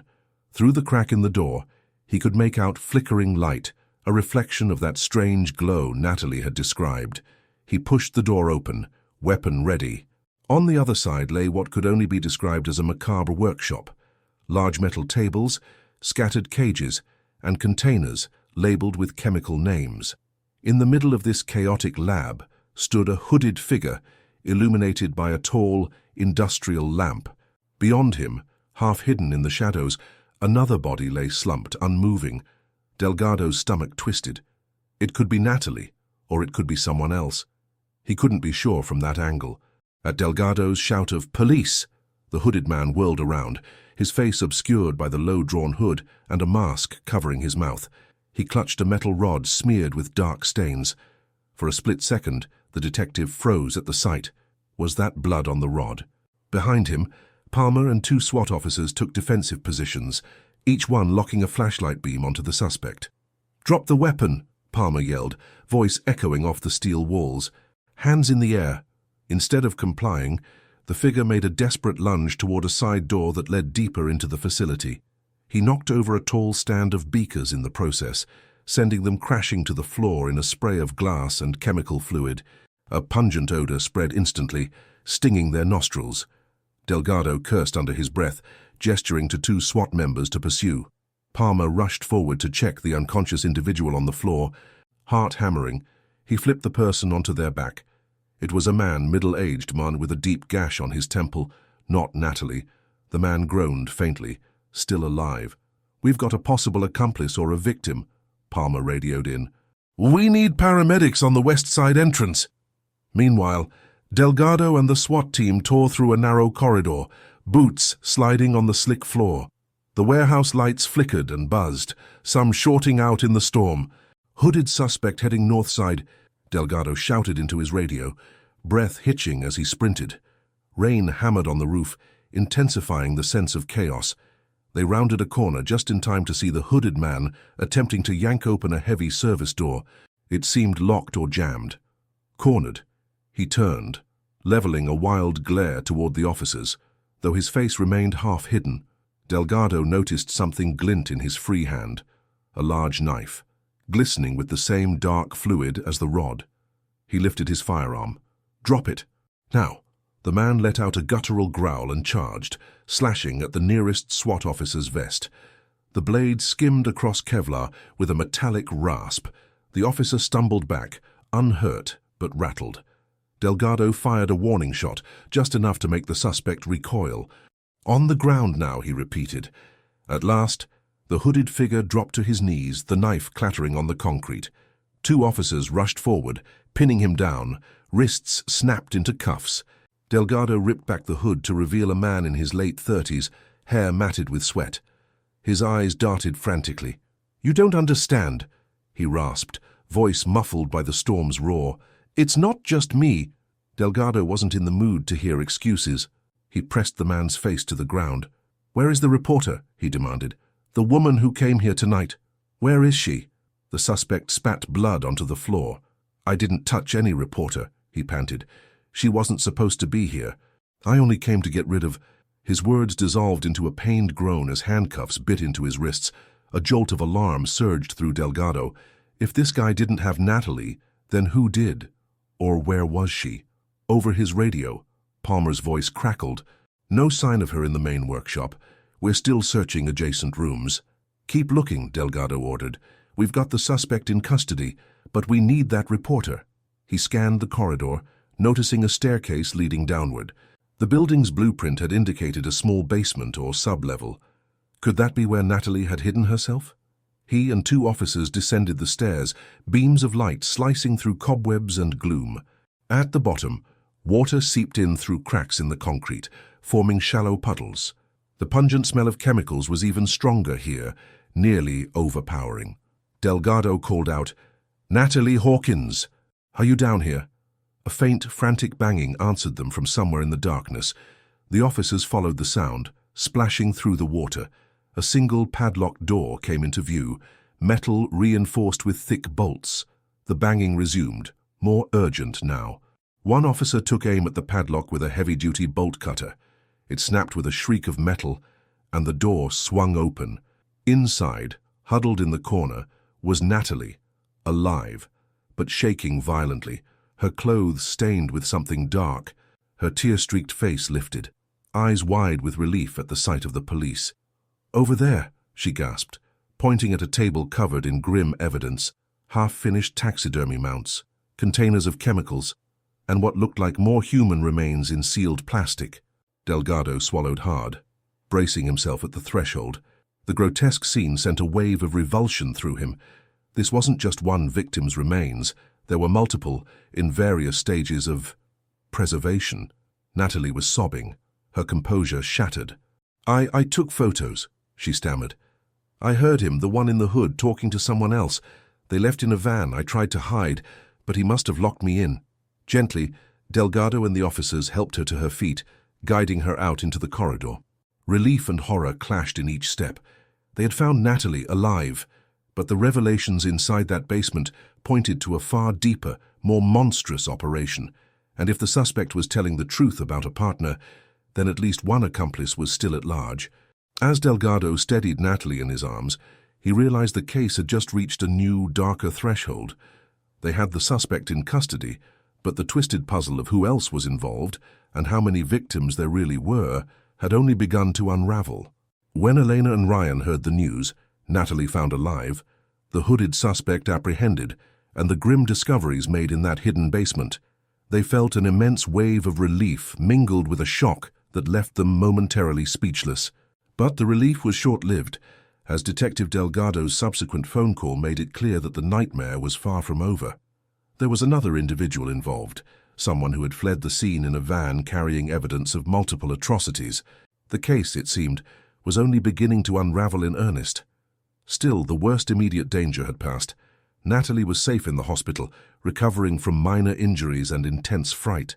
The authorities had at least one suspect in custody, a man with specialized knowledge of taxidermy compounds, presumably linked to Anthony Vargas's death. However, with mention of a partner still at large, the tension hung in the air like a storm cloud refusing to dissipate. At home, Eleanor and Ryan sat in their living room, silent except for the occasional echo of sirens speeding down distant streets. The local news stations had pounced on the story. Breaking: possible serial killer's workshop discovered in abandoned warehouse. Online forums lit up with speculation about the hidden basement, how many victims might be involved, and whether the suspect would reveal the identities of any accomplices. Though the couple had been inadvertently thrust into the center of this tragic saga, they sensed the final pages of it were yet unwritten.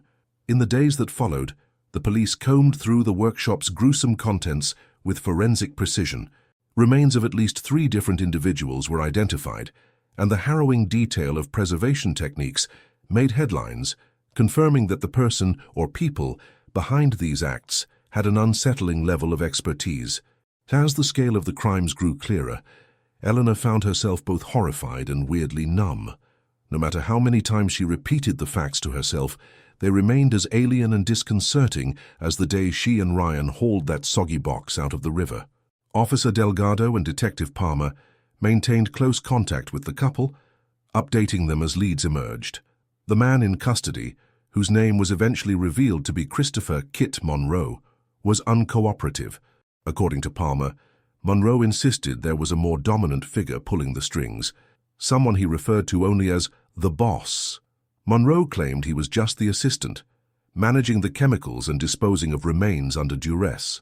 It was a claim that sounded simultaneously self-serving and tragically plausible. Throughout it all, Elena and Ryan wrestled with conflicting emotions. They'd done the right thing by contacting the police, helping identify a brutal murderer, and ultimately preventing Natalie from becoming the next victim. Yet their lives had been transformed in the process. They rarely went out without glancing over their shoulders. Their friendly neighbor, Maggie, dropped by once bearing homemade cookies, but even her warmth did little to dispel their lingering unease. Days turned into a couple of weeks. As the investigation deepened, the media attention eventually shifted to new angles, older missing persons cases that might be connected, interviews with the local taxidermy community, and potential sightings of the elusive accomplice. The police presence around Elena and Ryan's neighborhood eased somewhat. Delgado suggested they return to their routine as best they could, but keep vigilant. One crisp morning, Elena was heading to work when she paused at the front door. Sunlight poured across the lawn, where a single bird pecked at the damp grass. She closed her eyes, inhaling the fresh air. In spite of everything, life went on, a humbling, if sobering, thought. She and Ryan had faced a terrifying ordeal, and while they weren't entirely free of fear, they felt a stirring of resilience. Somehow, they'd made it through the darkest hours. That afternoon, they visited Natalie in the hospital. She was sitting upright, scrolling through her phone with a determined frown. Her injuries were mostly cuts, bruises, and a mild concussion, but her spirit remained unbroken. She greeted them with a shaky smile that spoke volumes. "You two saved my life," she said, voice trembling with emotion. "I was so close to being, who knows, thank you." Eleanor's eyes filled with tears she'd been holding back for days. "We just did what anyone would do," she murmured. Then, shaking her head, she amended, "No, that's not true. We also pushed you into some of this by letting you chase that lead. I'm so sorry you were in danger." Natalie squeezed Elena's hand. "I'm a reporter. Danger's part of the job description. But you gave me the heads up that the police were on their way. If you hadn't done that, I might have been stuck there all night. Or worse." Ryan joined the conversation, clearing his throat. "Well, we're just glad you're okay. And we're hoping that once the police piece this all together, the right people will face justice."